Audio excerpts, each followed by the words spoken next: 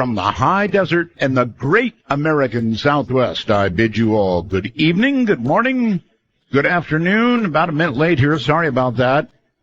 There were some technical things that happened. The internet went berserk. Hi, everybody. Welcome to Midnight in the Desert. I'm Art Bell. Great to have you along through all these time zones, circling around the world, each and every one of them covered like a blanket by this program. So, what in the world could it have been? Well, it was some last-minute scrambling thing trying to get the internet where it was supposed to be. So, the answer is, I don't know. But it fixed itself, or I banged on something correctly, or something. I have no idea.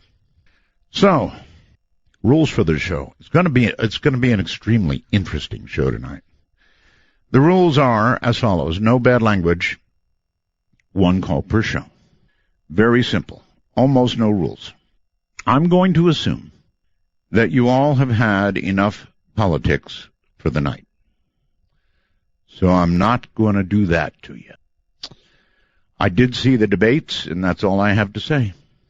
In Chile, though, they've got some serious news to deal with. That's a big earthquake, 8.3. 8.3 off Chile's northern coast on Wednesday night, causing buildings to sway in the capital, Santiago, causing tsunami warnings and, in fact, really big, heavy waves, some flooding. Big earthquake, 8.3. I wonder when the big one comes to us. It is interesting to me that we have spent, I don't know how many billions of dollars, training Syrian rebels to fight, right? We want them to fight. And we are left with, well, we did have 54 fighters, and that was pretty embarrassing. Now we're down to 4 or 5 fighting soldiers. That's just nuts. In other words, it didn't work, period. There is an interesting survey going on. Well, maybe it's interesting. It's Tara McIsaac, I believe it is, reporting on Rupert Sheldrake's. He's always doing a study on something, plants or something, right? He's a very interesting interview. We should have him on, Rupert Sheldrake. But now he's doing a survey on how many of you are telepathic with regard to your phone. In other words, when your phone rings, do you know who's calling? I'm not sure that, a positive result on this is going to prove anything at all with regard to telepathy. I don't think it's going to. But we'll see. And I'd like to have Rupert on anyway. Again, I'm not wild about this particular survey because, I usually know who's calling, right? Well, I'll tell you what. Buy a car and let the warranty lapse. You want calls? They will call you to death. Absolutely call you to death. It's crazy what they do. They never stop. Your warranty. You've got to do it. No, I don't. I don't have to do it. I can take my chances. If I have my own money, I can take my chances. Oh, you don't want to do that. You want to pay us. No, actually, I don't. I'd rather take my chances. Thank you. If I have to pay to get it fixed, I'll pay to have it fixed. All right. Well, anyway, coming up tonight, we're going to be talking with David Weatherly, and the subject is going to be shadow people. Now, because of the urgent attempt to get the internet functioning again, I didn't have an opportunity to get hold of our guest yet. So I'm going to do the break first, and I'm going to get him on the line because, and it's a big because, I want him to hear my story of terror. And I'm not kidding about that word. Terror really is the right word. And that's the reason I want to do this show. So coming up in a few moments, David Weatherly, we're going to be talking about, it even bothers me to say it, shadow people. Stay right where you are. Oh, the night is a world, city light, painted girl, in the day, death done. 'Cause I live and breathe this Philadelphia freedom. Midnight in the Desert doesn't screen calls. We trust you. But remember, the NSA... Well, you know. To call the show, please dial 1-952-225-5278. That's 1-952-CALL-ART. I really think that is my favorite. All right. David Weatherly is coming up, and I'll tell you all about him. But before I get him on, I'm going to tell you why he's here. Because I had a terror. And that's the only decent word the only word that fits. I had a terror. I've been a talk show host. I've been talking about this kind of stuff all my adult life. But it never happens to me, save an experience with a couple of unidentified flying objects, one very serious one. None of this other stuff. I've never met these creatures, these animals, these things that we talk about and wonder about on the air. Until... And I'm telling this mostly for David's benefit because I doubt he's ever heard it. Until about 2 or 3 weeks before the show, I was staying up late, getting in training. You have no idea the hours I keep. It's awful, actually. I rarely get to sleep anymore before about 5 to 6 in the morning, usually about 6. At any rate, I was in training for that later hour. Turned out I needed more training, by the way. And I was in my ham shack, my ham radio room. You've seen pictures. In fact, there's a picture of that on my profile picture on Facebook. And working on the computer. I've got a full desktop computer and a monitor in there. And I was beginning to catch up on the world of the paranormal, because that's about, what I was about to plunge into again. Working very late into the morning, concentrating very hard. And so what I'm going to tell you is the dead flat truth, and it is terrifying. It may not sound terrifying to you because it hasn't happened to you yet. Or maybe it has. You know how we've talked in earlier programs about how you can sense when somebody's watching you or you're being watched or something? I had that sense. And oh God, I turned to my right, and here is this human form. It was not completely solid. I could see something behind it, but it did have enough solidity so I knew what I was looking at. This wasn't, a trick of the eye. This wasn't a floater in the eye or anything like that. A lot of people, I guess, have that kind of problem. I don't see how you could mistake it for what I saw, because what I saw was a being.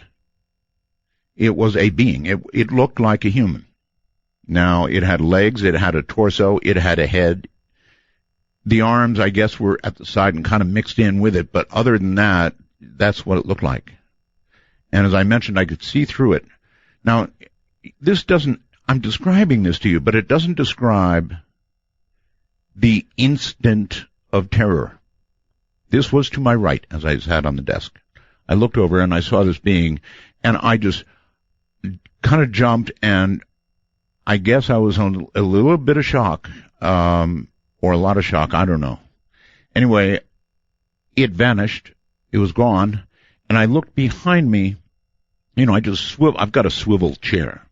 All my chairs are made for a bad back, right? I've got a swivel chair. I swiveled around, looked behind me, and there it was. It was behind me, up against the back wall, and I could again see a little bit behind it, but it was pretty solid, still looking just the same way, no real change, the same way. And I was scared out of my wits. I came back around, and oh my God, it was on my left. It was on my left up against the wall, and when it disappeared, it just went like that. It was just gone. And then suddenly it was to my left up against the wall. I don't know any other words to describe it except shadow person, or shadow being, or entity, whatever in the hell it was. It scared me so badly at that point that I ran out of the room. I've got a wife, I've got a daughter in a room next to me, next to my ham shack. I ran to the back of the house to the closet. I guess I really shouldn't be talking about all of this. Anyway, I went to where I keep a weapon and got it. Probably a poor choice, but I'll tell you, the terror was such that I was convinced that we had an intruder in the house, that something awful was there, whatever in the hell it was awful. And so I went everywhere. I went everywhere in the house. I went in every room. I went out in the garage. I went all over the place. Surprised I didn't wake my wife, and found nothing. But when I tell you what I experienced was terror, I mean real terror. No idea what I saw. To this very day, no idea. I remember doing a show many, many years ago on shadow people. People sent in pictures of, shadow beings in hats and stuff like that. But, to me, at that point, it's something that we talk about. It's something for a night's subject. And it kind of snuck up on me slowly. I had never heard of it before and certainly never experienced it until recently.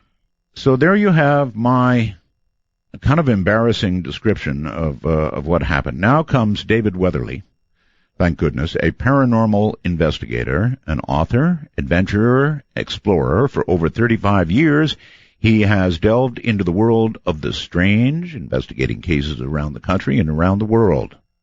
He has written and lectured on a diverse range of topics, including cryptozoology, ufology, hauntings, and ancient mysteries.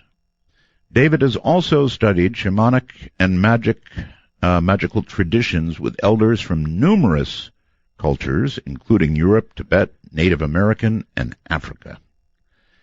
He has been a guest on a wide range of TV and radio programs, including Dreamland, over there with Whitley, featured in Watchers Volume 5. He is the author of Black-Eyed Children. Oh, that's another good one that has only come up recently. And a book called Strange Intruders. So, David, welcome to Midnight in the Desert. Good evening, Art. Thanks for having me on. It's a pleasure. Yeah, good evening. So, I had to delay things and change them around so that I had you on the line when I went through that description. And I wanted you to hear what I experienced, which, honest, scared the hell out of me, David. It really did. It's hard to describe the kind of terror that I felt. Oh, no doubt, Art. And I tell you, over the years, I have sat down with so many people and heard, countless variations of that same type of account. And, often when I interview these people, it's like interviewing someone who's just went through a trauma. Oh, or, a very frightening experience, and they just radiate. I find that a lot of these people, even recounting their experiences to me, if it's been, a year or several years sometimes, when they go back to that moment, they start becoming fearful again. That's right. It comes right back. It comes back. Recalling the experience. Yes. It brings back not just the memory, but the emotional state that occurs. That's right. The during terror. These encounters. That's the word for it. Terror. Trust me. Terror. Yeah. There's no other word for it. And I'll tell you, I've heard some, that were so frightening and over the top that, you really sort of wonder how some of these people even maintain their sanity long enough to push beyond this. Because there are some of these encounters that become physical. And that takes the fear factor up in many more levels. You sure would. I swear, it was a terrible idea to get a gun, because if I had seen this thing, I'd have fired. I don't, and it wouldn't have done a damn bit of good. Now that I think back on it, I'm sure it wouldn't. I mean, I'm sure a bullet would go through it just like a little bit of the light did. I guess you're some kind of expert on these things. Well, what the hell are they? Well, first of all, despite having, so many years in the paranormal, I don't know that there's any such thing as an expert in this field. I continue to investigate, and all I have are more questions. And the shadow people, man, that's right there at the top of things that we really we just don't have enough answers. And one of the reasons that we don't is because these shadow beings, first of all, they go way back in history. You know, you can read early medieval accounts of people encountering shadow or phantom monks, as they used to call them. And it would be this black moving shadow, for lack of a better term. Mine didn't move. It moved from one part of the room to the other. That's right. But there was no physical movement of legs or anything like that. No, but they almost move like shadows. Just as if if the way a shadow can suddenly move from one wall to another. Of course. Put your hand in front of a light and project a shadow, and that jerky, sudden movement where it looks like is in one location and suddenly it's in another. Right. And this is very common with these things. People will report these things. They're very commonly reported in people's bedrooms late at night, and people will see these things at the foot of the bed or across the room, just looking in their direction. All right. And let me see if I can suddenly it moves. Leon, let me see if I can get you to understand this. I'm a pretty rational person. I'm actually kind of a skeptic with most things. Frankly, I am. But I'm telling you, David, this thing had form. It was real. It was not some trick of shadow. It was not some trick of something wisping across my eye. It was real on my right. It was real behind me. It was real on my left. This was a real something. And I can say these words and people will sit out there and go, yeah, right. He saw something. No, I saw a shadow person, or what I would describe as a shadow person. And there's absolutely no question about it. If people want to doubt it, fine, doubt it away. This thing was real, a real something, and it was terrifying. Now that I've got that off my mind, I hope. Well, I absolutely believe you, Art. And, as I said, I've spoken to so many people who were really in the same position that you are. They weren't interested necessarily in anything, paranormal or strange, and these weren't common topics for them to sit and discuss. But suddenly, something like this happens, and in a heartbeat, it takes someone from being a skeptic to suddenly realizing, my God, I have experienced something that there is no rational explanation for. Yeah. And that alone, really transforms someone emotionally and mentally and every other way. But, moving beyond the fear of the experience is often what proves to be the most difficult thing for people who have these encounters, because it is a physical reality. And, just like you pointed out, there's plenty of people who will jump up and down and say, no, this is this is a result of exhaustion or stress, or, it's a trick of the mind and all these various things. But I have one theory, David. Can I run it by you? Sure. It's only a theory. It seems to me that if you sit in front of a monitor for enough hours, and I had been there for a long time, that your brain begins to be affected by the refresh rate of that monitor, whatever that is. Mm-hmm. And I've always kind of wondered, would that allow you to see something that you would otherwise not see? That's the best I can do, because I was sitting in front of the computer for a long time before this, and so there's one theory.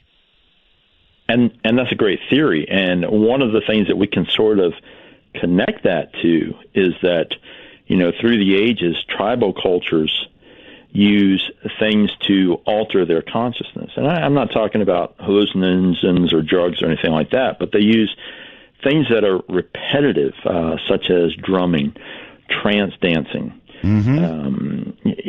Things like this, very good according to tribal beliefs, raise the awareness and alter the consciousness, which allows you to see things that exist at a different vibratory level. That's the easiest way I can explain it in sort of simple terms. And you know, a lot of people, again, will doubt things like this, but when we look at modern science, quantum science is now saying, hey, we've figured out that there are 12 other dimensions of 12 other dimensions. We don't know how to get there or what's there, but we know they're there. Well, you know, this was a grand announcement a few years ago by a group of quantum scientists, and I had to kind of chuckle when I read it because I thought, you know, shamans around the world have been talking about this for ages and saying the same thing. You know, it's just that it's framed within their spiritual, magical traditions, but they say the same thing. They say, hey, there are other levels of existence, other levels of reality that exist around ours and intermingle with ours. We just don't have the level of awareness to understand what's there and possibly interacting with us. David, what brought you to this field to investigate this kind of thing, shadow people specifically? It just sort of blended in with, you know, my interest in a wide range of strange topics, and shadow people just run consistently through almost everything. I mean, all right, a few years ago they did a poll about, paranormal and supernatural topics, and they found that shadow people are one of the most widely reported phenomena worldwide. And you find these things in conjunction with haunted sites. But I don't live in a haunted sometimes site. Everywhere. Nothing haunted about where I live that I know of. I've never had any other haunted-like things happen before. No rattling of chains in the midst of the night, nothing like that. So, a lot of years behind me without anything like this having happened. I've been racking my brain for what brought it on, why, the rest of it, what could have been. And I guess you're right. I guess these people, or these, what would you call them? I call them entities. Oh. I don't know exactly what they are. They mostly appear in human form. Occasionally, you'll hear reports of them being very small in stature, almost childlike in size. But for the most part, they appear as adult humans in form. Yeah, that's what I had, all right. David Weatherly, my guest. He's written The Black-Eyed Children, and I'm sure we'll touch on that as well as Strange Intruders, but right now we're talking about shadow people. Trust me, you don't want to see one. It's 2 a.m. In each sip and in each sup. Will you partake of that last offered cup, or disappear into the potter's ground when the man comes around? Take a walk on the wild side of midnight. From the kingdom of Nye, this is Midnight in the Desert with Art Bell. Please call the show at 1-952-225-5278. That's 1-952. Call Art. Okay, this comes from something entitled When Shadow People Attack. The first thought that crossed Stephen Painter's 5-year-old mind was that someone had broken into the house in Bury, Great Manchester, England, around 1986. My mom took me to the local estate to her friend's house, Painter said. I believed that she had been burgled because her kitchen, her entire kitchen, was covered, and I mean covered, in black handprints, almost animal-like. He didn't say anything about the obvious black handprints, not until later. I mentioned the incident to my mother, what I saw. She looked at me and said, Nothing on the wall, Stephen. He didn't know how that could be. The prints were there.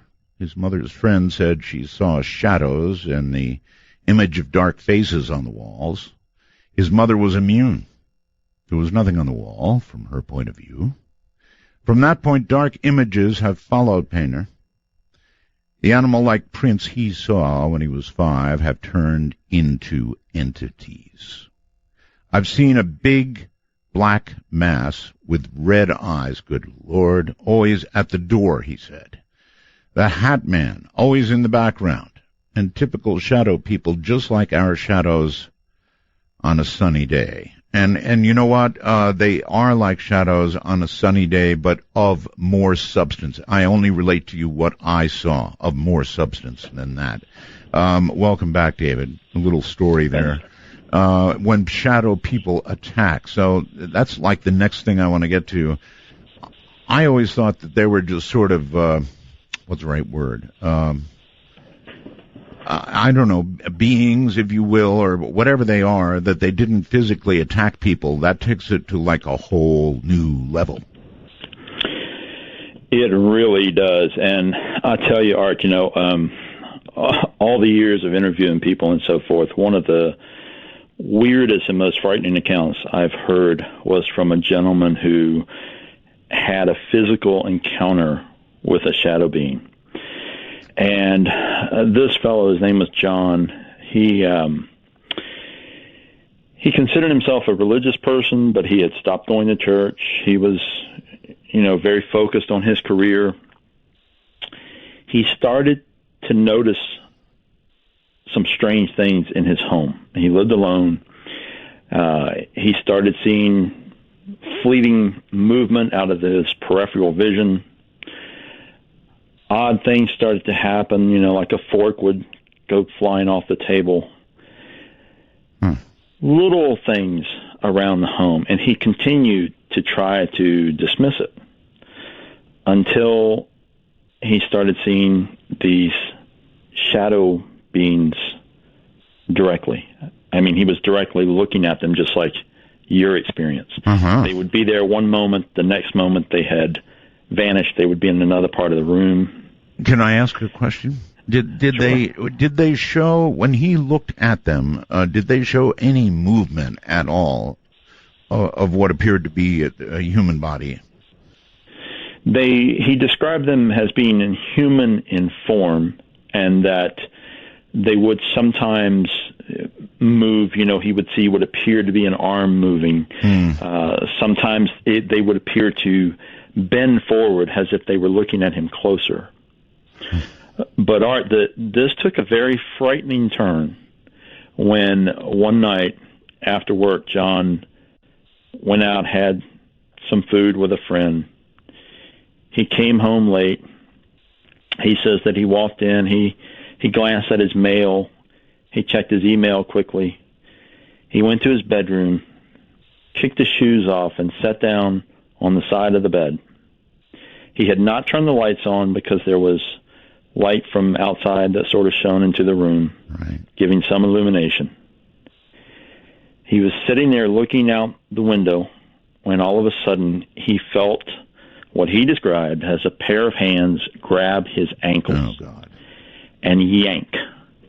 He was slammed down, face down onto the floor, twisted onto his side with something holding his ankles, and says that what he described seeing was a black form under the bed with glowing red eyes, pulling his legs.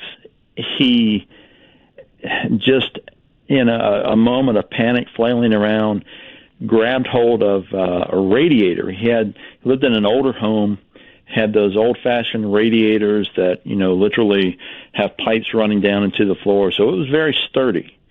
And he wrapped both arms around that radiator and was kicking his legs and screaming and trying to get loose from this thing. I absolutely get that part. I would be holding on for dear life. And if my thing had red eyes, I probably wouldn't be here right now, because it put me in a state of terror. I really, really hate, you may not know, we've never talked. Have we ever done an interview, David? No, we haven't. No, that's right. Okay, so one of my phobias, one of my real fears is glowing red eyes. So had my shadow person had red eyes, it would be not me describing this to you right now, because I would have had a heart attack and died. Right. Well, John managed to, he somehow fought through the fear enough to focus. I mean, he was in panic mode. Don't get me wrong. All he could think about was getting loose from this thing, because he told me, Art, he said that he knew if this thing drug him under the bed, that he would just be gone. And he told me, he said, David, I don't know what would have happened to me, where I would have been, what, if anyone would have found anything, but he's just convinced that he just would not be here anymore. And in his moment of terror and crisis, he says that he started praying. He reverted back to his his upbringing of going to church every week, and that's what he resorted to, and he just started screaming prayers at this thing, all the while kicking and trying to get loose. And it was, it's such a frightening encounter when you listen to this man pouring his heart out and reliving this terror, recounting this experience of this thing attempting to drag him into some kind of void. And, he ended up letting go of the radiator and grabbing the nightstand next to the bed, yanking out his Bible and continuing to pray, and started reading passages from the Bible while fighting this thing. And somehow he got loose from it. And, he says that he jumped up, he went across the room, he's turning lights on, he's screaming at his bed, screaming at this thing that he believes is still under there. And then, his fear started to turn to anger because of being victimized. And he ended up, kicking against the bed and finally just shoving the bed aside, and there's nothing there. Okay. I have, I guess, one little additional detail that I can say. I'm sorry to be talking about what I saw, but maybe this means something and maybe it means nothing. This thing did not move, and it seemed to me when it was on my right that it just disappeared, and as I swung around, there it was on the back wall. Then it was to my left, and that's when I was just utterly freaking. But have you ever seen when the Starship Enterprise goes into warp drive? Oh, sure. Right. You go, Yes. Well, I had just a little tiny bit of that. It wasn't a full Starship Enterprise going into warp drive, but there was a little bit of that as it disappeared the third time. You could see a little, and that was it, gone. As if it went through a portal. I don't know what it went through. I don't even know what it did. But I'm just telling you that effect, if you can imagine that effect on a kind of a minuscule level, that one on my left, when it left, it would have been in the direction of the house, going into the house from the back of the house where my ham shack is. And there was that little tiny effect, not a big effect, a little one. That's the only movement that I could even imagine to describe. Otherwise, nothing.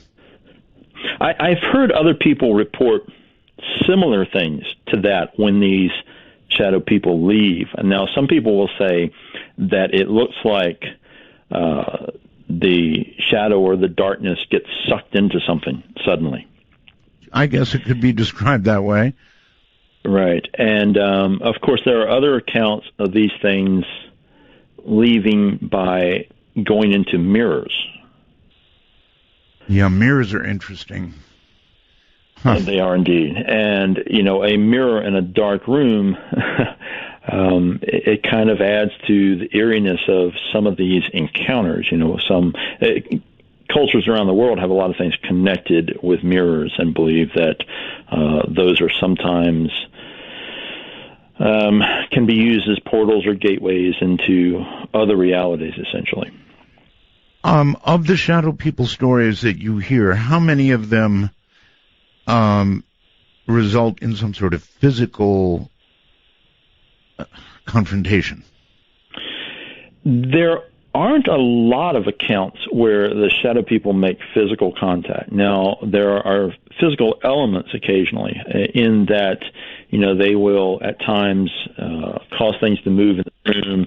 Of course, there are accounts where people will, get really frightened and throw something, which inevitably just goes through these beings. So, the physical components, when they do show up, as in John's account, tend to be pretty frightening and pretty stunning. But fortunately, there are a very, very small number of those at this point. But I have to point out that reports of these shadow beings continue to grow every year. There are more and more encounters showing up across the spectrum. Do you want to venture a guess why? With these things. Yeah, do you want to venture a guess why? I think there's a number of things that contribute to that. The paranormal in general, and I use that term very broadly. I'm old school. I started this stuff in the 70s, and back then paranormal meant, anything outside the norm. So, I think that it's become such a part of pop culture now with all the reality shows and movies and everything else that people have become, one, more open to discussing their experiences. And two, there are more people looking. I mean, we have more, ghost hunting teams and ufologists and cryptozoologists now than we've ever had in history. It's a worldwide interest. So more and more people looking, then more and more things are going to be found and more reports are going to be registered. Yeah, maybe. But it seems to me that looking for a ghost, taking like a camera crew out and hunting for a ghost has a very small chance of success unless you're going to a place that has had lots of really recent encounters and, is really a hot zone or something. But, hey, I'm 70 years old now, David. This was my first experience with anything like this. Right. Well, as another answer to your question, we could sort of go down the rabbit hole and examine it in different ways because,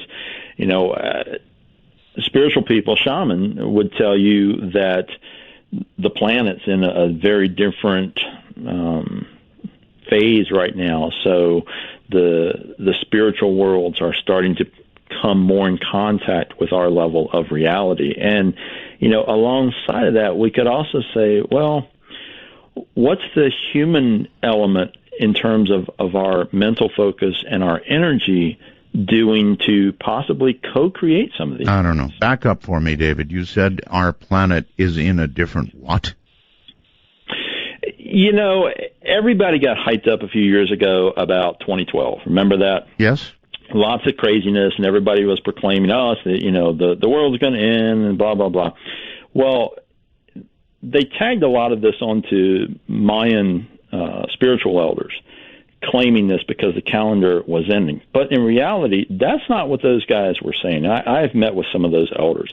And really what they were saying and what a lot of native elders around the world are saying is that the world it's going through a transformation because culturally and spiritually and politically and everything else, we're at a lot of crisis points.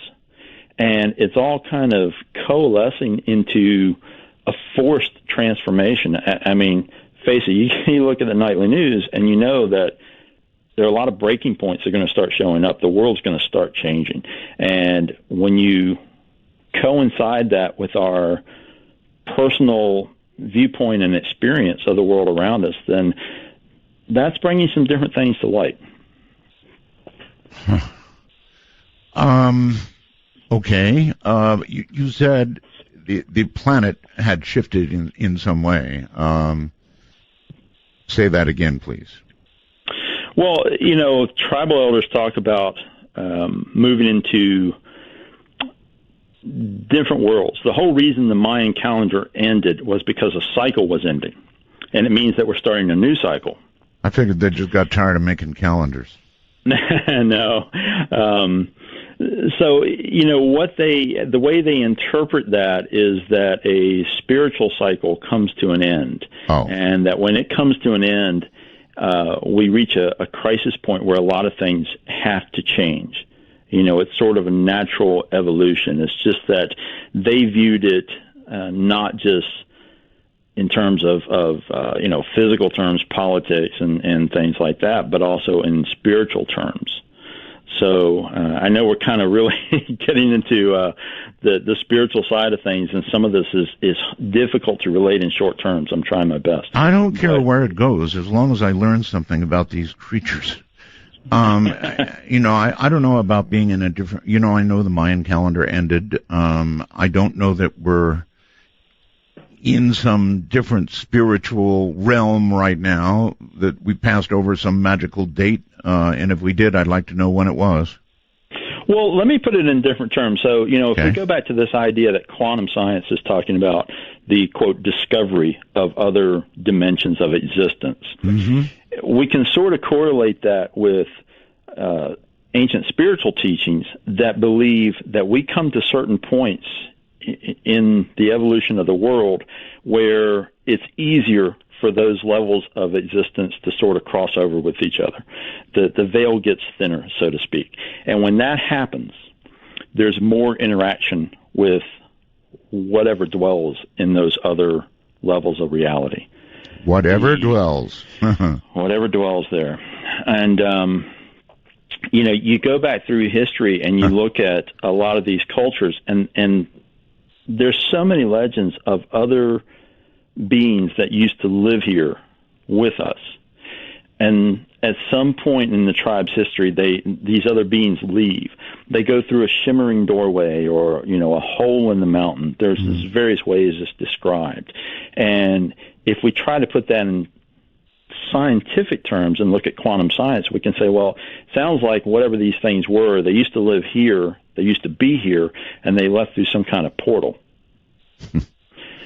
So we're coming back around to points, according to a lot of shaman, where it's easier for these things to come back through and come over here again. Portal is just a word. I mean, are you talking about moving from one dimension into another, or back and forth between? That's correct. Both. It's an entry point. It doesn't seem like, if you say the word portal, it seems like door or little passageway, but it doesn't seem that way. It just seems like these things drift in and out. Now, there is a lot of conjecture now about multiple universes, and I can see something coming and going from the universe, sort of drifting in and out. Thank you, David. We got a break here. Kind of drifting in and out, right? That I can kind of put together in my brain. Terrifying stuff. You don't want to see one of these things. Coming to you at the speed of light in the darkness, this is Midnight in the Desert with Art Bell. Now, here's Art. Here I am. My guest is as much of an expert as I guess you can be on shadow people, David Weatherly. Now, I'm kind of realizing as the interview goes on that I'm having a very hard time doing the interview because I'm not objective about this. I wonder how I get objective about this. My experience drove objectivity from me. That's how bad it is. I'm so wanting answers, and you're not going to have them ultimately, and so that's a little frustrating. But it's hard to be objective, David, when you've had this experience. And I thought, boy, I'll have David on; he'll give me the answers. I just can't be objective. I'm sorry to disappoint you, Art. No, it's all right. These are things that people have been looking for answers for a very long time, and it's just that, unfortunately, for someone who's had a frightening experience like you have, there's not anything that is really going to I hate to say this, but really completely set you at ease with it. Because what I find from interviewing people who've had these experiences, there's always this nagging fear in the back of their minds that the thing is going to show up again. Or worse, and get physical, something like that, or that it portends something, or, who knows, except that it scared me so badly, so who knows. Anyway. Shadow people have been around since when, about? Oh, gosh. We can find reports, as I stated earlier, going back to the medieval period that talked about these shadow monks are these phantom monks. And you find a lot of common things with modern shadow people encounters. People would say that these figures look like they had a monk's robe and a hood on. There wouldn't be any discernible features. Sometimes there would be glowing eyes, but they would radiate this anger or this very, disturbing creepiness about them. And, people consistently report that these shadow beings appear to be observing them. And that's one of the most unsettling things. Well, that's what brought me to my first turn to my right, was I did feel something watching. That's a very interesting human ability to know when you're being watched. Animals have it even better than we do, but when you're being watched. If you feel something trend, there it is. And so, yeah. Oh, sure. Okay, I want to ask this. Does having seen one of these things once make it more likely that you will see it again? Well, I have to be honest with you. Yes, it does. Oh, great. I would say that the greater percentage of people who encounter these things, yes, do see them again at some point. Okay. Of the stories that you're aware of and the people you have talked to, is there an effective, I don't know if defense is the right word, a way to have these things be gone? There are things that you can do. Yes. Now, some people get so terrified that they resort to, sleeping with the lights on and so forth because they have their experience in a completely darkened room. What's interesting is that what often seems to be effective for people is using music in the background. Okay, you know what? I hadn't said this. Let me say it now so that everybody understands. In the room in which I had this experience, I have a fan, a ceiling fan, and attached to that fan are 4 60-watt bulbs going to each corner of the room. So this is a well-lit room. Maybe that helps everybody out there understand what the conditions were like. But, 4 60-watt bulbs, that produces plenty of light. So no trick of shadow here. All right, well, so I was asking about defense. Right. And, as I started to say, there are a handful of things. A lot of people tend to resort to their spiritual roots. And, they will do things, if they were raised Catholic, they'll start saying the rosary again, things like this. And a lot of people find that works for them. People who don't necessarily have that kind of spiritual foundation try to find other ways to essentially disrupt whatever possibly allows these things to come in. So, yes, and has anything been proven to be effective? Well, what I've had a lot of success with in giving people is having them play classical music in the background. Now, there are some interesting studies that say that, classical music assists the brain. It raises your level of creativity and so forth. And it seems to be that for a lot of people, this helps sort of settle the mind so that these disturbing, more disruptive things don't come in. Well, that's going to be a problem for me. I'm not a classical music fanatic at all. Right. For me, it's rock. Okay. All right. Are there any geographic areas in the world where these kinds of things are more common? They're very common around locations that have a history of hauntings, particularly older locations. There's something called the stone theory that relates to hauntings. And we find that a lot of times shadow people tend to show up around those locations too.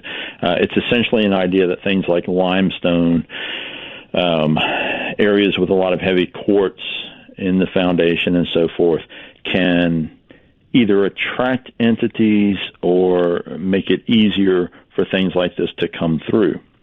And as a result, a lot of locations, you go to Europe and a lot of these older castles and so forth that are very haunted, there'll be shadow people reports a lot of the times. All right. How about this, David? Another factor that comes in, Art, and let me interrupt you and throw this in, is that places that have heavy amounts of a heavy history of negative things, like old asylums, prisons, things like that. It's very common to find shadow people reports around those types of locations.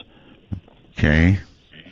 I guess we're sort of getting into the emotional aspect with that. A lot of emotional trauma and so forth seems to make it easier for these things to come in. And, even on a small personal scale, I find that a lot of the people that I've interviewed who they don't live in a haunted location, they don't, none of the other parameters fit, but what is often found is that things are going on in their lives that create high levels of stress, or trauma, or, emotional turmoil.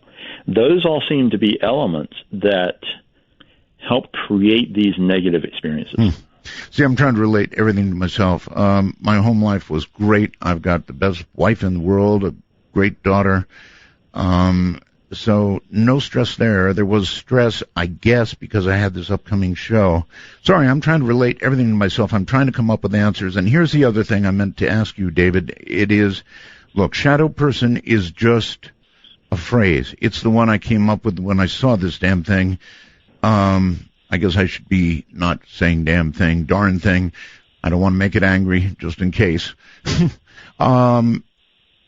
So it's just a phrase. Maybe I could have said I saw a ghost. Yeah, I don't know. Shadow person seemed more to fit what I saw, but, that's a good question. Could it have been a ghost? It is, and I see where you're going with that. And, it's really a good point, because shadow people, shadow person has sort of become this catch-all phrase over the last 10 years or so. And what is most likely is that there are a lot of different things that are being thrown into those categories, because there are variations. Some of them appear to be very malevolent, like the account that I related earlier with John. This thing, whatever it was really out to get him. Yes. But there are plenty of other accounts of these things that there's no physical contact, and while it's creepy and scary, these things almost appear to just be observing. People will report these things manifesting in their room, and they'll, suddenly be leaning over the bed as if they're trying to get a good look at the person, and then they vanish. So it seems that we have a lot of different manifestations all thrown into one category. And honestly, we could go down a lot of different roads to say, hey, this is what they probably are. I remember years ago interviewing people about shadow people, and some of the callers said, you know what, I confronted this being, I stared back at it or talked to it or yelled at it or something, and it seemed startled. Now, of course, I had no experience like that, but that was interesting, almost like this being was as startled as the person it was scaring. Right. And, those accounts do show up, too. It's as if they think they're covertly spying on us or something. But to be examined in turn is a bit shocking to them. If they are of another dimension, if they are of another dimension, then maybe they're as shocked at popping into this one as we are to see them. Very possible. Very possible. And, here's another possibility. I mean, they may be having some kind of a fairly normal existence and seeing us and are just as surprised, wondering, what is that? Okay. Anyway, not so many physical attacks. That's a much smaller percentage, right? It's a very small percentage at this point, yes. That makes me feel so much better. How many reports of those glowing red eyes? That is a pretty good percentage. Probably, from the cases I've looked at least a third of them report these things having glowing eyes. Lucky me. Got the 2/3 that don't have glowing red eyes. Okay, well, shadow people, I'm sure that's going to be an ongoing subject, but I know that you cover many more things, and because I'm having such a hard time being objective about this, I do want to ask you about these black-eyed children. I actually got a call not long ago, first time I ever heard of black-eyed children. Somebody called and said they saw one, and it was very, very startling to them, and weird, and they belonged, and they were with parents that looked blonde and not related to these children at all. It was very weird. Wow. Yeah. Well, Art, you think the shadow people are creepy. These black-eyed kid accounts are very unsettling. And, here's a typical scenario to sort of set the stage for you. Imagine you've just come home from work, the sun is just going down, and, you're maybe in the kitchen fixing yourself a drink or something, and suddenly there's a knock at the door. It's not a quick rap. It's a long, continuous, monotonous knocking that doesn't stop. Mm-hmm. Like anybody, things are going to run through your mind. Wow, why didn't they use the doorbell? Who's coming by? What's going on? As you're heading for the door, you open the door, hear a pair of kids standing on your porch. They're kind of looking down at their shoes. They're wearing sort of just drab, mundane clothing.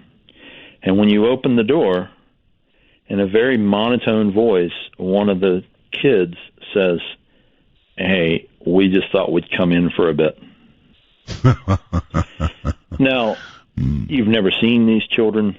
You don't have any kids of your own. All these things are running through your mind, and your response is, "I think you guys have the wrong house." That would be a mild response. This monotone response is, "We'll just come in anyway." Oh, man. Now, inevitably, what happens in these encounters is that the victim, for lack of a better word, goes through three very rapid stages. There's an initial unease when they open the door, and they're never quite sure why. And that unease grows to nervousness, as they're trying to deal with these kids. And, some people will try to question them or interact with them or figure out, why are these kids at my door? Inevitably, these kids will raise their heads and make eye contact. And at that point, what the person sees is a child with solid black eyes. No colored pupils, no whites of the eyes, nothing, just a solid black eye. And the level of fear sort of goes off the charts at that point. The victim will slam the door. And there's a whole range of things we hear in these encounters. These kids are described as having pale or pasty skin. Some people say it looks artificial. They always speak in very monotone voices. And they always make requests. They want you to invite them inside. They want to come inside. Sometimes it'll be a simple request, but it's usually something bizarre. There was an account where some kid said, it looks like it's going to rain. Will you invite me in? Mm-hmm. I think vampires require an invite, don't they? That's correct. Classical vampire lore says that a vampire cannot cross the threshold unless it's invited. But the same is true for humans. Classical demonology says that a demonic entity or force has to have some type of invitation before it can come inside. These accounts, they're so creepy, Art, and they hit the internet in the late 90s. There was a journalist out of Texas that had an encounter with these kids, and he's the one that sort of really started the modern wave, so to speak, of these accounts. So let me stop you. Do you believe, you said it hit the internet, do you believe that this is yet another internet-generated weirdness, or is it real? Initially, when I heard these, like you're saying, I thought, wow, this is very curious, but it may be some internet phenomena. It may just be some, urban legend. Right. But then I started meeting people who had encountered these things, and I decided to really examine the phenomena, to go back in history and see what I could find that predated the internet and even television. Because, we have to remember that things like the classic X-Files in the 90s, they used this black eye phenomena, with that oil alien that came in and gave a person solid black eyes. So it was interesting, and I thought, okay, well, we've got to see where this goes. All right, where it's got to go right now? I'm sorry. I've got to go to a break. I've got to get this in. So hold it right there. It sounds like something that could have been generated on the internet, but after what I've experienced, I could just about believe anything.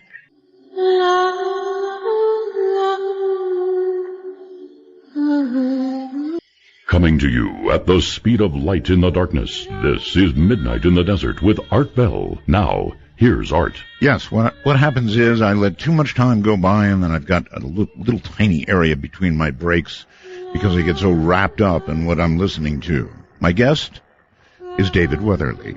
He's written 2 books, The Black-Eyed Children and Strange Intruders. Never a book, David, on shadow people, I take it. Chapter on shadow people in Strange Intruders. That's one of the things I covered in there. Okay. And in fact, if people are seeing the image of the cover of that probably on your website, they'll see that there is a shadow being on the cover of that amongst some other very disturbing entities. Really? Okay. Yes. I am now, this is on my website, I presume. I believe it is. Racing over there right now. Anything that cover for that. Anything that shows me a photograph of what I might have seen. Okay, I see your picture. Let's see. Read more.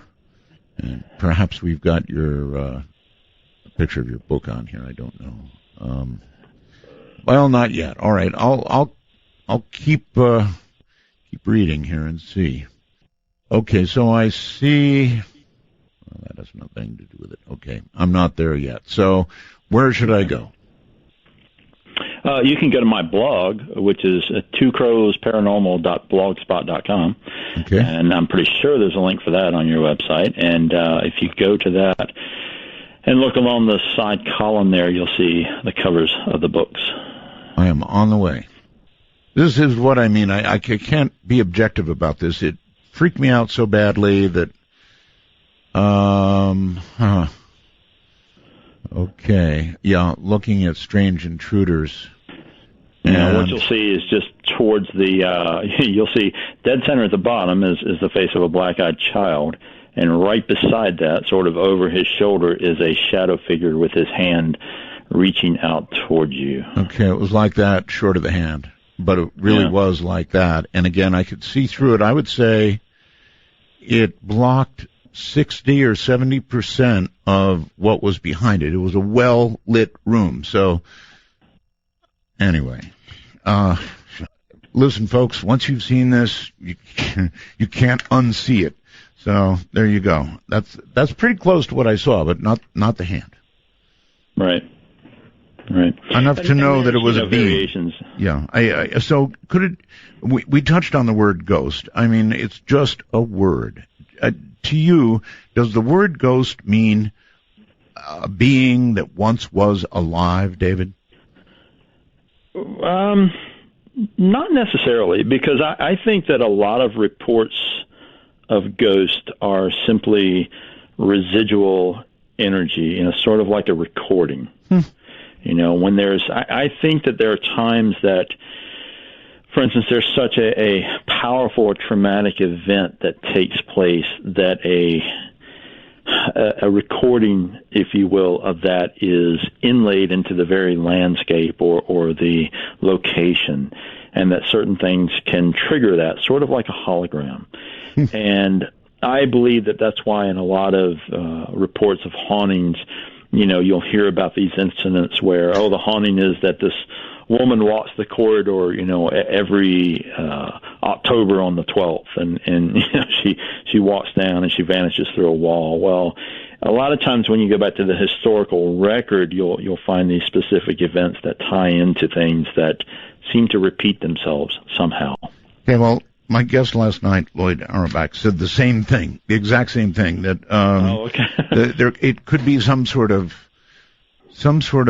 recording or endless tape loop, however you want to think of it, and it just is there sometimes, and it's always the same thing going on again and again and again and again, and that these things could even be attached to material things like rooms or homes or places. Exactly. And I think that's why, when you find a location that has so much history and so much turmoil, like the famous Tower of London, for instance, in England, there are reported ghosts in there. And, of course, there are famous historical events that took place, people that were beheaded and so forth. And there are reports of these apparitions showing up, on the anniversaries of those executions and so forth. And I think we get into an area where it's something that it's not a technology, but it's something that we don't understand in scientific terms that's occurring, that's interacting with us, and it is like a recording, whether it's in the stone tape theory, like I was talking about earlier. There's an idea that some types of stone, heavy in crystal and so forth, can hold a recording of something, and that's not too far a leap when we consider a lot of our modern technology relies on crystals. True. You've been investigating this for 35 years, this kind of stuff, right? That's correct. Okay, so has any of this ever happened to you? I've had some pretty strange experiences over the years, and one of the things I saw that really sort of I saw a grinning man. Now, I don't know if you know what that phenomena is or not. I don't. It's a new one, and it's a great tease because I told you it was a short break. Here it is. Grinning man, huh? Well, at least mine didn't have a face to grin or grimace or anything else. I'm really glad it didn't have a face. This is Midnight in the Desert. Well, would you be now?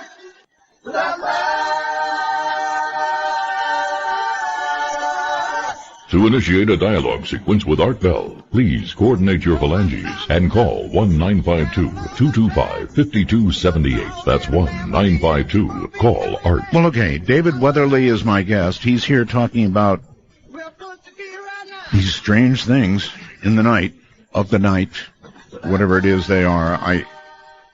I'm finding it's a very difficult interview for me because I'm not objective about this, having just gone through this thing. Usually, as an interviewer, you're objective, and you can ask objective questions. I'm asking more questions about self-defense and what I can do about it than I am learning stuff. So what I'm going to do is open the phone lines and let you ask, as soon as we talk about the grinning man, another one I probably, in some ways, don't want to hear about, but I'm about to. So I want to open the phone lines for all of you. Our major national number is 1-952-225-5278. Maybe that's why when many of you call up and talk to a guest about something like this that you have seen, you have a very hard time getting into it. I mean, the fear really does come back. We were talking about that earlier. And as you describe something, it's almost like it happens again. Not quite. Not that bad, but it's close. And, of course, you can call us on Skype as well at, in North America, MITD51. MITD51. Out in the rest of the world, MITD55. That covers a lot of the world. Somebody said, it's Doug in Michigan. Thanks for this, Doug. Art, you've got more stones than me. You talking about this thing just might bring it back again. Have you considered that? Yeah. Thanks, Doug in Michigan, for that. Thanks a lot. Okay, so the grinning man. That's at least a new one on me, thank goodness. Well, my personal account relating to the grinning man, or it happened in the 1980s. This was in a rural area of North Carolina. And, there's a whole theory that sometimes certain combinations of people can create unusual experiences. And at the time, I had a friend his name was Tom, and it seemed like anytime we sort of went off exploring things, that unusual things would happen. And this particular incident was that we were driving literally on a country road, very few houses, they were miles apart. Mm-hmm. And it was late summer. We're driving along at a leisurely pace, and we're coming to this sort of long curve in the road, and I see on the right-hand side, I was in the passenger seat, Tom was driving, I see on the right-hand side of the road a figure standing in the weeds. And this is very unusual. You never saw anyone walking around in this part of the country. And as we approach this figure, I'm kind of zeroing in on it and thinking this looks very strange. As I said, it was late summer. I realized this gentleman is wearing a long coat. It's sort of Victorian in style. He has on a formal hat that's sort of like a top hat. Mm. His right hand is under his chin, and he's sort of rubbing his thumb and his fingers together. Mm-hmm. His other arm is not visible. It's just hanging down at the side. And beneath this coat is this very wide silver shiny belt, almost like something you'd see on a science fiction show or something that's right. That wide. Mm-hmm. But Art, the creepiest thing was he had this grin that it made me think of the Joker from the Batman comics. It was an impossibly large grin that no one could physically smile like this. As we approached this figure, it seemed as if time sort of slowed down for a few seconds, as if we were moving past him very, very slowly. Now, Tom has no memory of letting his foot off the gas or anything. It's just that something very strange happened when we were passing this figure, and I locked eyes with him. He was glaring right through the window looking at us. And the moment we were beyond him, past him, I spun my head around to look out the rear window. And this figure is now standing in the very center of the road watching our car. Wow. It's physically impossible that he could have moved that quickly. So, we continue to go forward, and Tom is almost in a panic, and I'm sort of I'm badgering him to stop the car and to turn around because I want to see what this is. And, we argue for a few seconds, and I he's insistent that this guy is probably some, psycho killer or something. And, you're the one with the stones. Turn around and go back and see what it is. Good Lord, man.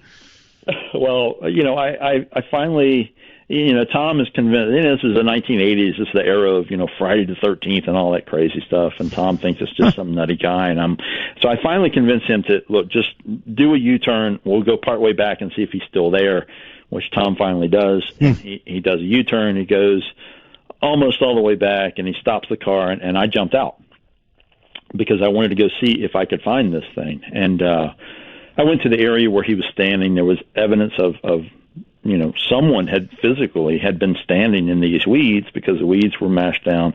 But, the woods in this area, very thick, and no one wearing that kind of attire could have quickly gotten through those trees to disappear. And, he wasn't running down the road or anything like that. And as the rest of the evening unfolded, some other odd things occurred. The house next door to Tom's was struck by lightning, and a fire started. And several people in the same area reported UFO sightings. And, I didn't know at the time whether, do you tie all these things together or not? Well, it's certainly a strange series of, encounters that all happen around the same time. Well, I ended up discussing this with John Keel, who, he was kind of an influence on me. I met him a number of times, and he did a lot of interesting research, and he had researched what he called the grinning man. And that is what he dubbed these types of encounters, with these weird figures with a hideously large grin. Now, Art, I know you've got a lot of loyal fans. I was able to jump onto the forum where people are listening for just a few moments, and I see that a lot of people are very interested in clowns. And it turns out that a lot of these grinning man encounters almost seem like bizarre clown-type figures. Keel investigated a case in Point Pleasant, West Virginia, of a family who this young woman swears that suddenly at the foot of her bed was standing a man with a hideously large grin and a checkered shirt. And he sort of leaned over her bed and looked at her very closely. And, of course, she was screaming for her mother and hid beneath the covers, and this figure vanished. But what chat room are you in? Oh, I jumped on the what's it called? Don't know. I said midnight fans. Midnight fans. Okay, all right. And that's the right one, yes. yeah, it is. That's one of them. Sure. Okay. So they're interested in clowns. And a lot of people were saying they were afraid of clowns. So some of these figures, it's very curious how a lot of these things seem to hit on primal fears that people have. Mm-hmm. Just like the shadow people, things that are slightly off or intangible or just invoke some type of almost a childlike fear. All right. So I want to go back to where you said turn around.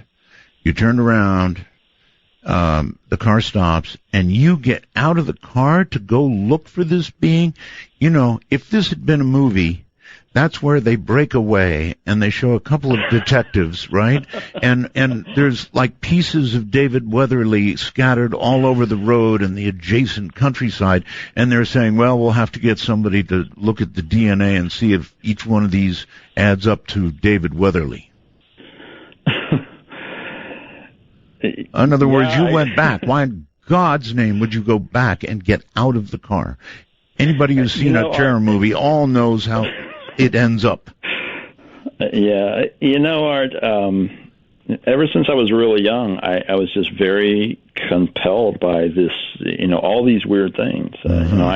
I grew up reading Fate magazine and watching, In Search of, and all of these things just really, it's sort of my passion to pursue these things. And, someone asked me recently if I'd ever been really frightened in these situations. And to tell you the truth, I don't really think about it. I go into these situations because I want answers. I want I want to know. Okay. Well, just remember how it works in the movies. We're going to take some calls. David, let's go to Knoxville, Tennessee. Say hello there. Hello. Hello. Hi, Art. Hi. Hey, I just wanted to say you're right on the money about these shadow people, because I've only seen one in my life, but it was in this new house that we moved into about 10 years ago, and I still live in the house. But my dog and I, we saw this figure that looked exactly like a human wearing a black bodysuit over its face.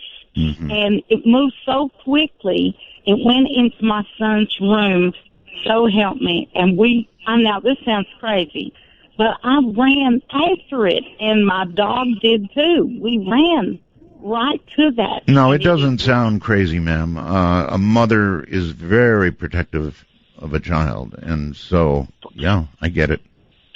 Well, I had to tell you, that this stuff is real, and that's the one and only I've ever seen.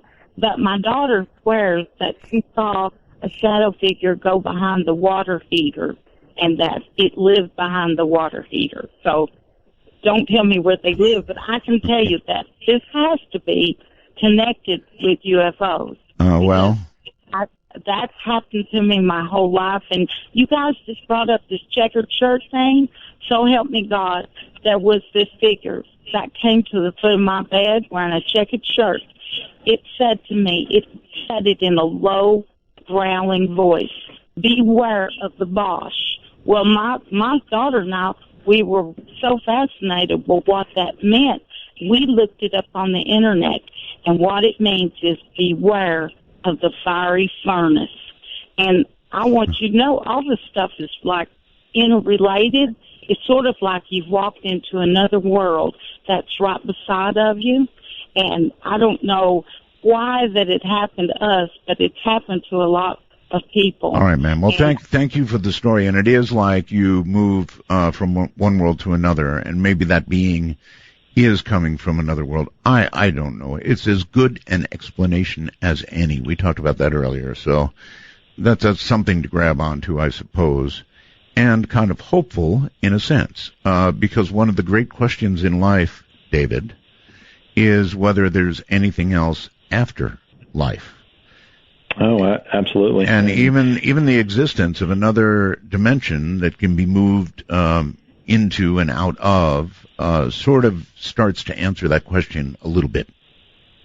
Possibly. And one of the many theories to explain what these shadow beings are that they are, just the souls of people that have passed away and are sort of in some kind of in-between space, before they've fully crossed over. So, who knows? She did bring up an interesting point in her account, too, that her dog noticed. Mm-hmm. And that's something that's very interesting because you find a lot of these shadow people accounts that people who have pets, their animals very often notice these things before the human does. Well, thank God I didn't have one of my cats on my lap, David, or it would have left horrible marks when this thing appeared. They always do. When a cat gets startled, the back claws come out, and they launch.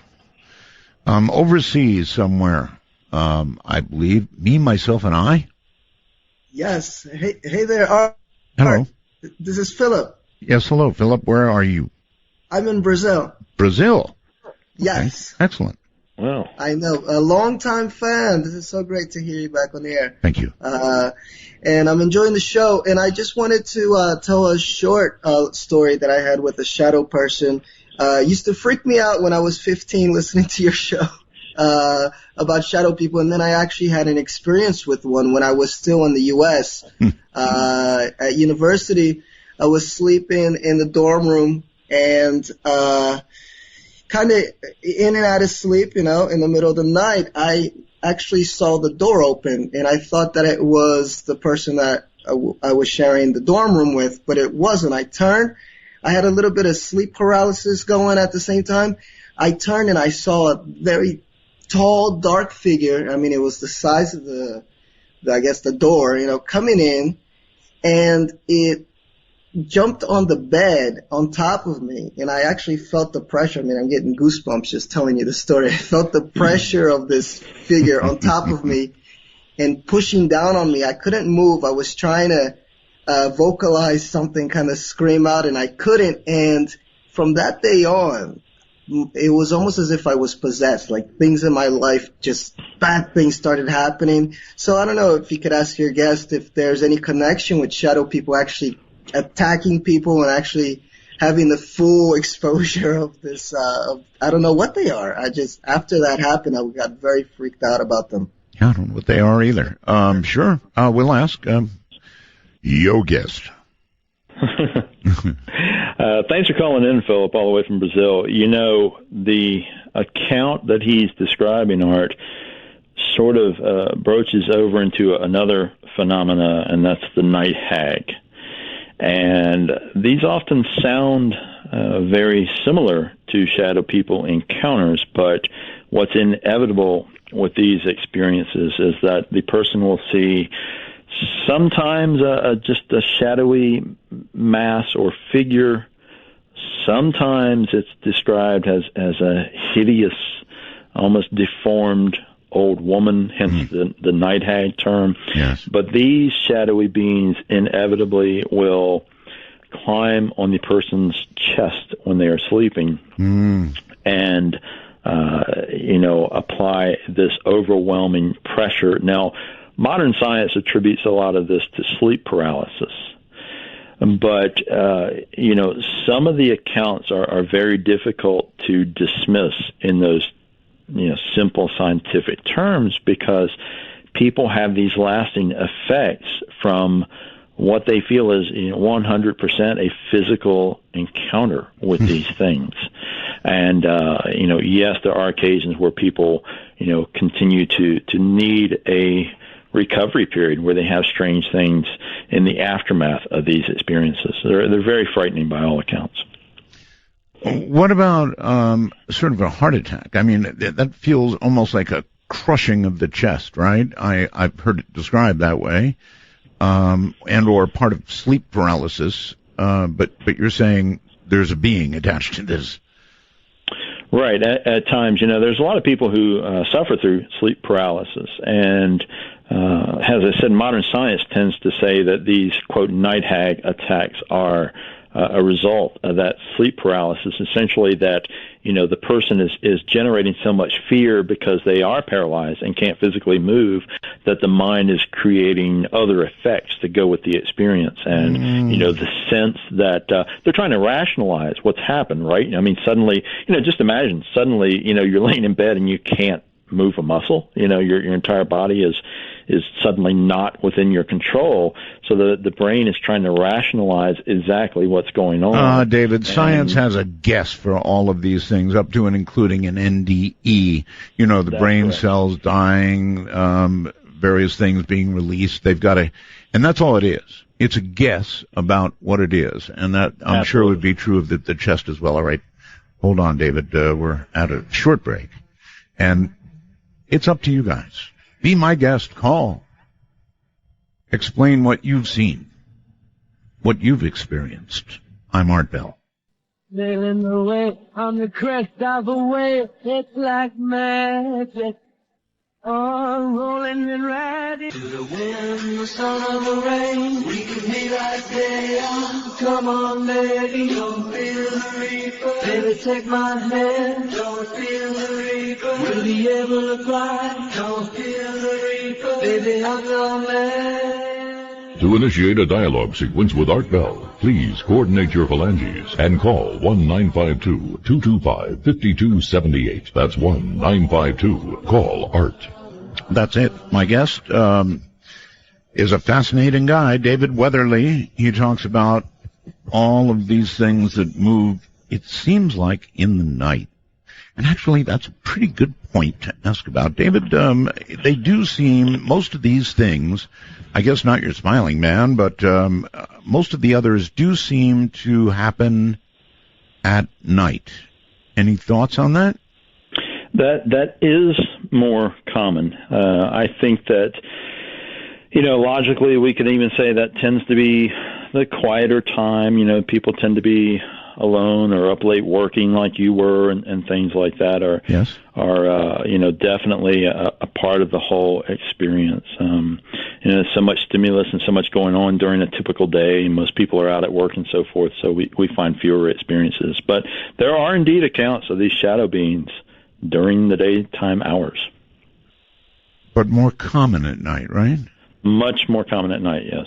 Right. I guess the brain has a little more time to... no, it wouldn't matter. If I'd seen this during the day, it would have been exactly the same. Stephen on Skype, you're on the air. Hi. Hi, Art. So I think I just wanted to tell you a story about an incident that I had when I was like a young kid, Sure. with I think was a shadow person. Yes. I was about maybe 7 or 8. Also, just to preface this, we lived in a small house, my family. We lived there my whole life up to that point. The way my house was set up was it was really small. My room was next to my parents' room, like literally right next to it, and my sister's room was right across the hall. It was maybe like 800 square feet. So I think I was 7 or 8 years old. I'm laying in my bed. I'm wide awake. I'm thinking about, like, it's like 9 o'clock. It wasn't terribly late. I was always like a little night owl. I was always up till all hours of the night. And I'm thinking about playing like Pokemon or whatever. It's around that time. And I'm looking out of my doorway, and I'm laying in my bed, and all of a sudden I just see me, basically, come out of my parents' room and round the door and walk right into my room. You saw yourself? The thing is, that's like what I said to myself, like at the time. What I saw a shadow of, it wasn't like a shadow person like you saw, like a person like standing in the room. It was a shadow like on the ground, as if I was the actual person, like, but I was invisible, say, walking out of my parents' room, and just my shadow was on the floor. It was going, and it was walking right into my room. It was a shadow of like a little boy about like my age, walking from their room into my room. Yes. Now, the thing about that is, I found out a couple years later, maybe like 8 or so, like maybe like 10 years later, something like that, that in the same house, my mom also had like 2 miscarriages, like right before me. Yes. So I don't really know what that was about. So you're thinking that could be, oh my goodness, interesting, huh? David? That's an interesting set of of things. I mean, I thought at first he was talking about literally a doppelganger, which is a supposed duplicate of a person. But this sounds more like some type of ghostly manifestation, for lack of a better word. Really difficult to say whether his mother's miscarriages played into that or not. I mean, obviously that is a very traumatic experience. But I don't know. Interesting experience. I know. Let's go to Marty. Hello, Marty. Marty's got a lot of echo. Morning, Art. Morning, David. Okay, Marty, you've got something wrong on your end. It's echoing like crazy. Can you fix that? Oh, I'm sorry. Yeah, okay. Well, we can't continue with that. Marty, if you can get it fixed, by all means give us a call back, but it was just a wreck of a call there. Let's go to the next one on the phone, in Phoenix, I think. Hello, Art. Hi. Hi, I'm Dave from Phoenix, and I'm hoping to demystify this experience for you a little bit and explain what you may have seen. Proceed. All right. I have some experience in my background. When I was in high school, I was being inducted into a certain 3-letter group, a government agency, and saw some things I wasn't supposed to see. And so, all this in high school? Yes, in Walla Walla, and saw some things I wasn't supposed to see. So I kind of I've gone through a lot to be able to help you with this one, but. If you look on the internet recently, you'll see a supposedly alien sighting at Area 51, and looks like a man in a skin-tight bodysuit. Have you seen that? No. Okay. Well, I mean, where do I look? Now that I see or hear of these kinds of things, my first assumption is technology. I don't jump to the paranormal right off. There's technology that we have that's far beyond that, which most people are aware of. All right. Do you know of some technology that actually produces the kind of thing that I saw, and why would they bother with me? Well, yes, I do, and the reason they would bother with you is the same reason they would bother with, well, I suppose anybody. A lot of the times these suits that they wear, or in other words, there is actually a person in your house. And so that may be more discomforting than the opposite, but that's what it boils down to. And so they have the ability to walk around now and not be seen. So people are actually seeing folks and of course they're associated with UFO activity because this breakaway civilization that we have thinks that it's fine if they do these kinds of things and that we don't have privacy. All right. Well, I'm not familiar with anything. I guess there could be a relationship to UFOs, David. And anything in that category? Does there seem to be a relationship, or there are sightings when these things occur, or what? In a handful of these accounts, yeah, there are some situations where there are UFO sightings in the area and so forth. But I really appreciate the call. I have a hard time with that as an explanation because you also have to add in the fact that these things seem to be intangible. More often than not, people say that they can see through them partially, or that people will throw something and it'll just go through these beings. So, like you, Art, I'm certainly not aware of any kind of technology that is anywhere close to these two types of phenomena yet at this point. All right, to Manitoba. Hello. Hi, Art. Thanks for taking me. Sure, you're not real strong, so you're going to have to speak up good and loud. Oh, sorry. Yeah, I tend to be a quiet talker. All right. So I just wanted to say, or share my story with you guys. I had many different shadow person experiences over the years, and I guess what I noticed about all my experiences that they tend to be drawn to that fear reaction. But when I don't give that fear reaction back, either they don't respond or they immediately go away. Well, I'd be really interested in how you react without fear. How do you... Yeah. You know what? I've experienced that kind of grabbing sensation, the old hag, seeing them while I'm awake, and I guess maybe it's a little bit of a desensitization, but I don't know. I've heard people say meditate on it.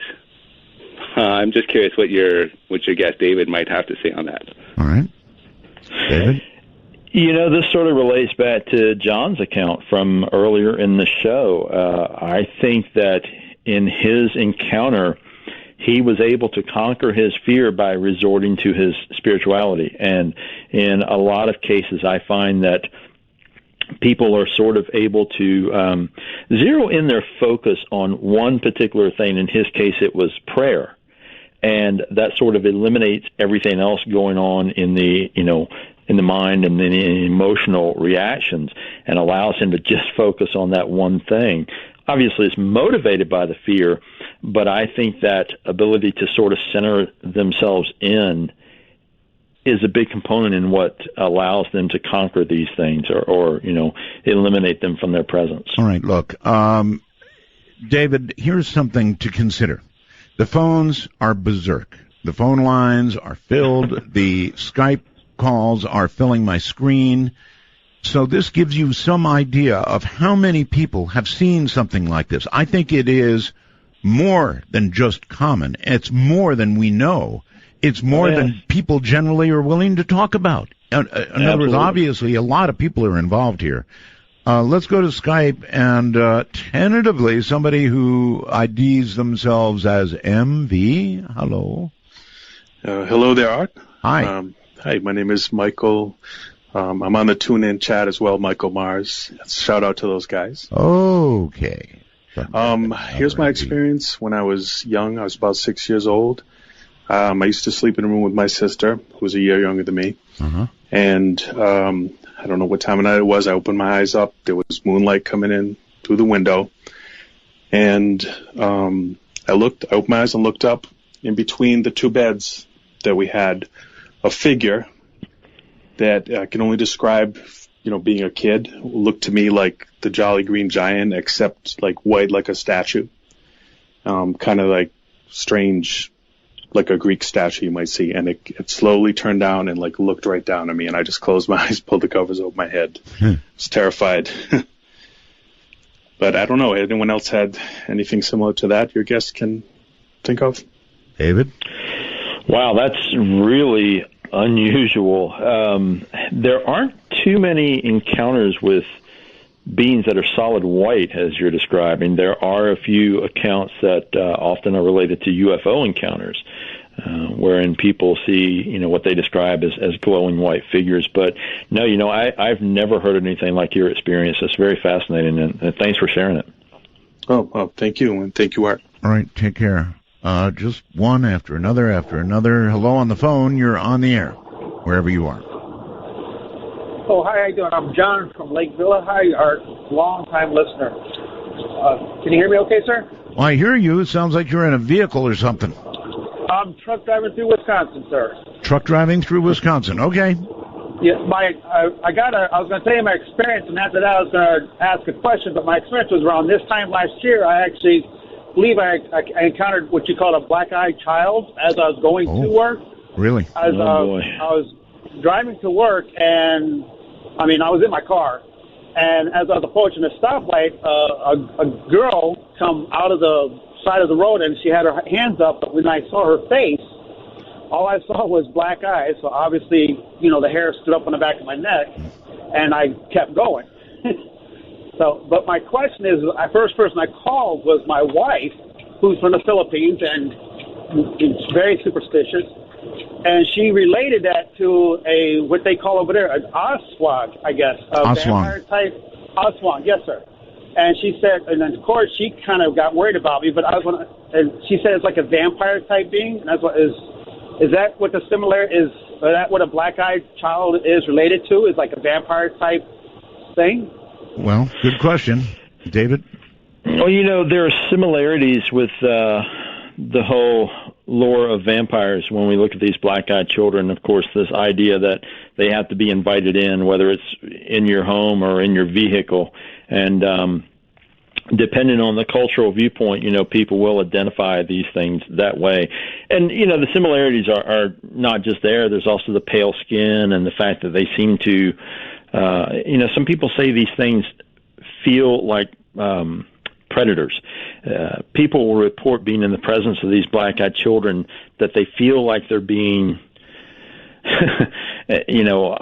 eyed as a meal, or just eyed as really a meal. Looked over, and it causes this incredible level of fear within the people who encounter them, because, look, Art, anytime you put something paranormal or well outside the norm and mix it with children, the creepy level really goes off the scales, and it also becomes very unsettling because as adults we're sort of predisposed to help children. If a child shows up at your door and says, "Mister, I need a drink of water," or "I'm lost," your automatic reaction is going to be to help that child. But when a child shows up and is acting really creepy, yes, there's a psychological battle that goes on with a lot of these people I interview. They talk about how confused they are because here's a child asking to come inside, yet all the alarm bells are going off. Something is wrong here. It appears to be a child, and it appears that they need, they want something, they want some kind of help. And, there's a struggle to, do I help this child or do I slam the door because I feel like I'm being stalked? Yeah, well, nobody wants to be stared at like you're a Happy Meal. No. Go to the next house, down the lane, across the valley, whatever. I am not a Happy Meal. But I am glad to have my guest here. Midnight in the Desert. Who's gonna tell you when it's too late? With bombs and the devil and the kids keep coming. No way to be easy, no time to be young. Proudly part of the Dark Matter Digital Network, this is Midnight in the Desert with your host, Art Bell. Now, here's Art. I agree. I'm getting a lot of wormhole messages here about the creepy factor in tonight's show. Yeah, it is. It's definitely creepy. And one thing on the list here that I don't want to let go is your reference to Slender Man. Now, I saw a Law and Order episode, David, about Slender Man, involving some teenage girls. And I don't know if that came from a true story. I believe it did. There was an incident, was there not, involving Slender Man and a crime? There was, Art, and let's say right up front before we get people really worked up, I'm sure we're both well aware Slender Man was created on the internet. However, the weirdness of this, what has become a phenomena, is really creeping into contemporary society. And last year, there was an attempted murder.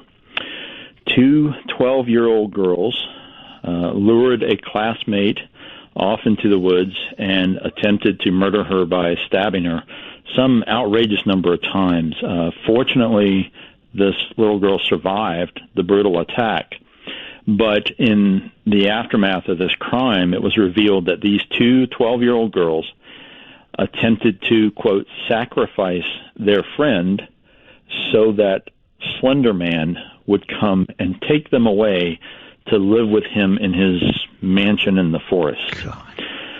Now, this, I didn't see the Law and Order that you're referencing, so I don't know how closely it followed, but this was a year ago, and this past March, the first round of this, whatever it was, the pretrial or whatnot, came up, and the court has determined that these 2 young girls who have just turned 13 will be tried as adults. Wow! So it's a horrendous crime, and it's frightening all the way around that something that essentially had its genesis on an internet forum has now affected a lot of lives. Okay, question. Are they claiming in their defense, or do you know if they're going to claim in their defense, that this was purely internet-born, almost like internet porn, internet-born, or that there was some claim of paranormal activity beyond and away from the computer? I've been trying to follow this very closely, Art, and of course, as you would expect, given their age, there's been very little information from the case, even at this point, a year and a half later. So we really don't know what's going to happen when it goes to trial. There just hasn't been much mention. But the story was repeated numerous times that these 2 little girls believed in the existence of this Slender Man. And, tragically enough, the people who created this during the contest, that was the whole goal. They wanted to create something. They wanted to fabricate a paranormal-themed something, entity, cryptid, whatever, and make it go viral on the internet and make people believe in its existence. So, you can go back. This forum, as far as I know, it still exists. It's called Something Awful. And it certainly turned out to be something awful. Boy. And there are thousands of entries about this thing. And when it started off, the contest, all kinds of people were contributing different ideas. And then this very creepy, really rather subtle thing at first showed up. And it was this tall figure without a face, with these extra appendages that sort of lurked in the background of photographs and so forth, and began to be attached to different tragedies. Eventually, he started to be called the Slender Man, morphed into one word, Slender Man, and more people have jumped in on this thing through the years. There have been, video series, there are games, there are all kinds of things. And there's a large percentage of people who absolutely believe in the existence of an entity called the Slender Man. Now, David, you almost have to wonder if intent or mass intent begins to create things. Collective consciousness creating something, and there's an ancient belief in what's called a tulpa. That is spelled Tulpa. The ancient Tibetans had this concept that something could be manifested from pure thought all the way into physical form. And that's a chilling idea when we look at something like the Slender Man and question, what is the collective consciousness co-creating? You know what's a really terrifying thought that springs from that?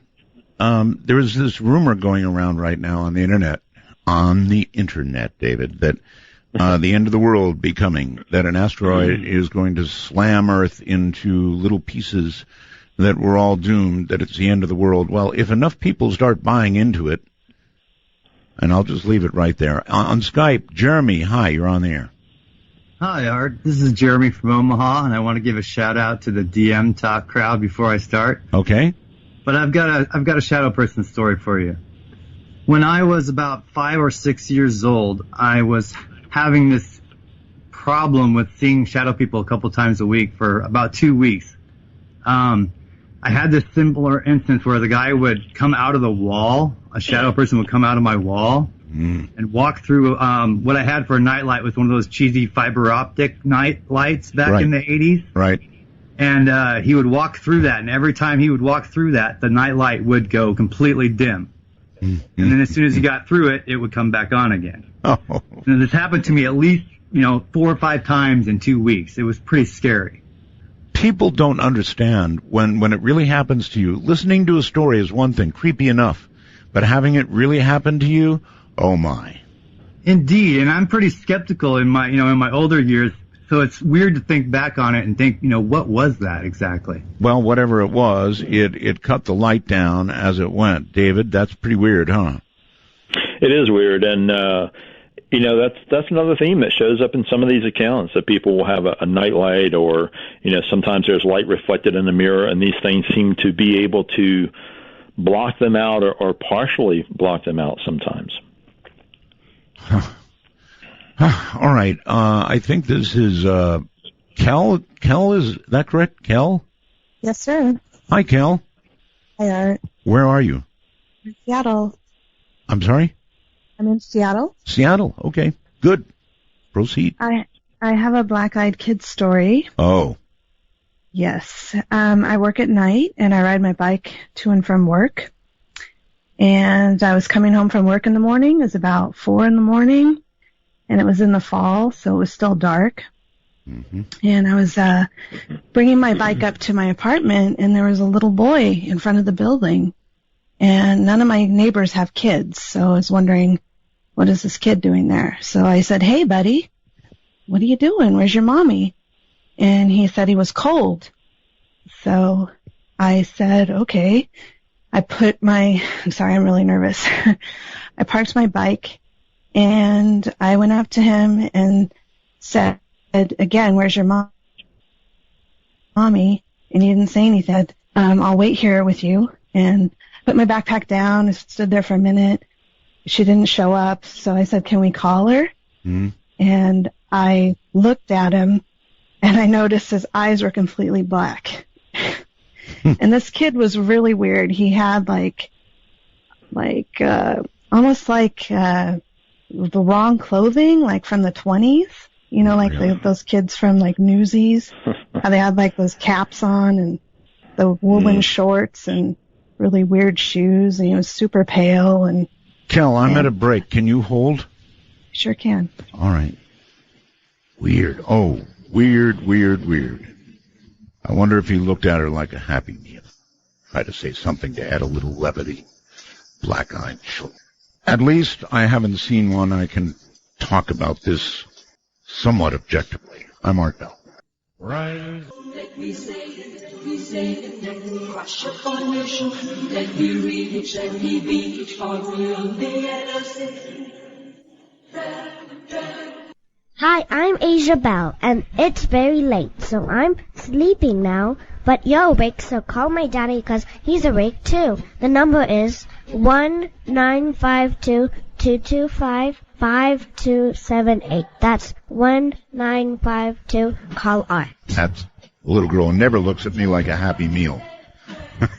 Hi, everybody. Couple of things. My guest, of course, is David Weatherly, and we have been talking of some pretty strange things, to be sure, and we'll continue that.